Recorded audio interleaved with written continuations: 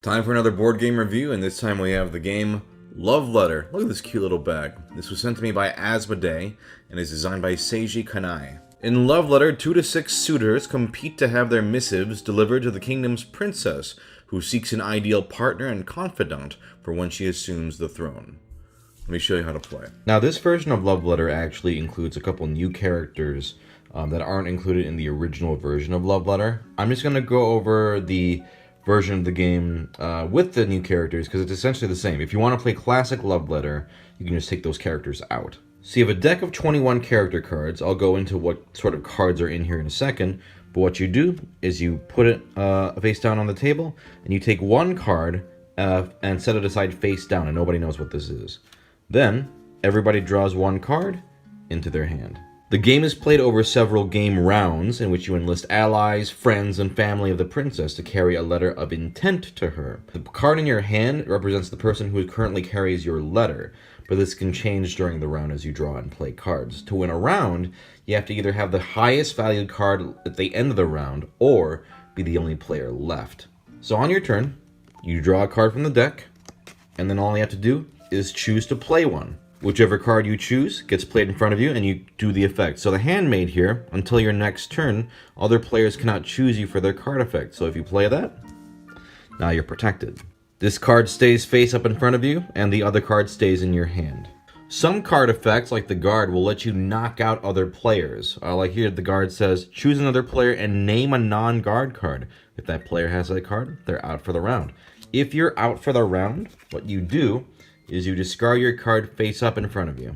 From that point on in the round, you cannot be chosen for card effects and your turn is skipped. You're just out. It's also very important that everyone knows which cards have already been played and which cards are left in the deck. So anything that's played or discarded should be always visible to everyone. And then, like I said before, the round ends in one of two ways.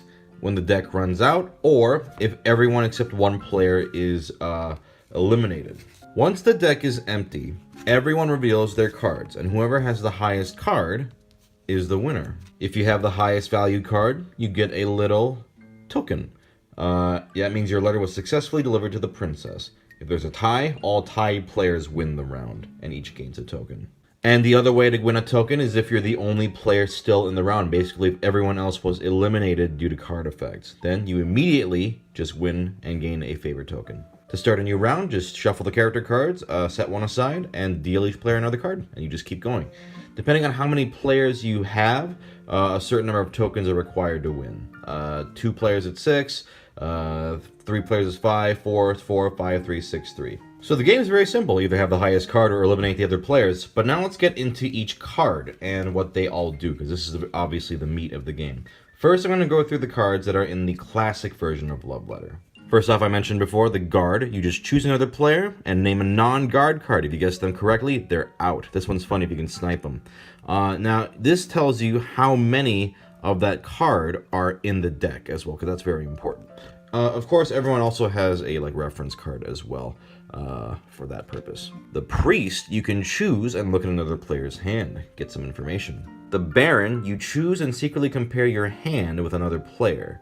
Whoever has a lower value is eliminated for that round. A handmade, like I said before, that protects you from other card effects. The prince, you can choose any player, including yourself, to discard your hand and redraw a card. The king, you choose and trade your hand with another player. The countess, if the king or prince is in your hand, you must play this card.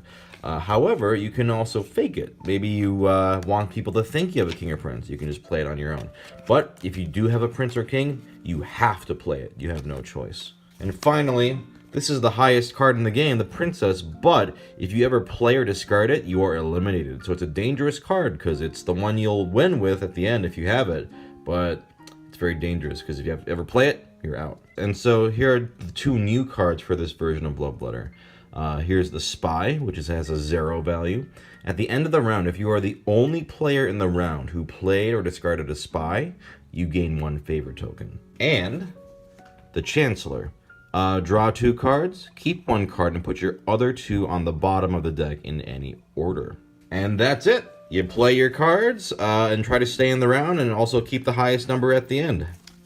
that's it. So for Love Letter, I've always appreciated how quick and easy it is to explain the rules and start playing. It's the perfect game to pull out if you just want to get right into a game, even with people who don't play a lot of board games. This particular version's little presentation of the bag and the little tokens are really nice. It's nice and portable.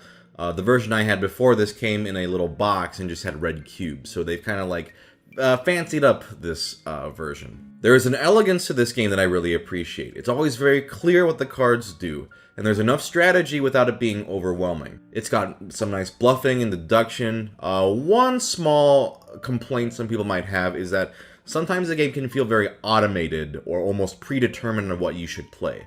Like, for example, if you have the Countess and you have the Prince, you have to play the Countess.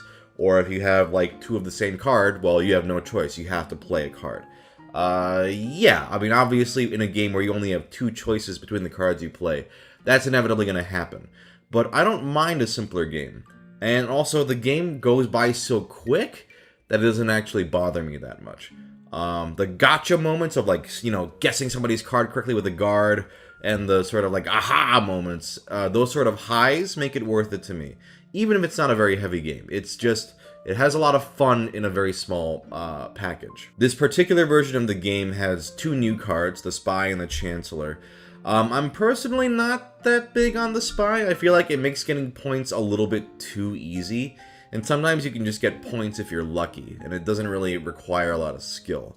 The Chancellor is okay, but it kind of gives you a lot of information, because you can see so many cards from the deck. I actually think the original classic version of the game is the way to go. And all you have to do is just remove a couple cards and you can play both versions.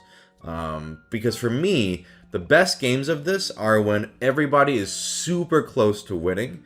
So the Spy card can kind of mess that up for me, because I like having that sort of tenseness. Whereas if you can just kind of get the Spy point just by playing one, it kind of sucks. But I appreciate that they are included, because that way you can kind of switch up the game. If you're like, I'm tired of playing classic Love Letter, let's throw some new cards in. That's a nice way to, you know, make the game a little more interesting. Anyways, overall, still a very fun game. I love that it can be played pretty much instantly, and with the bag, you can bring it anywhere. It's just instantly portable that way. It's like the Go-Gurt of games. It's portable and easy to eat, play. I'm gonna work on that one.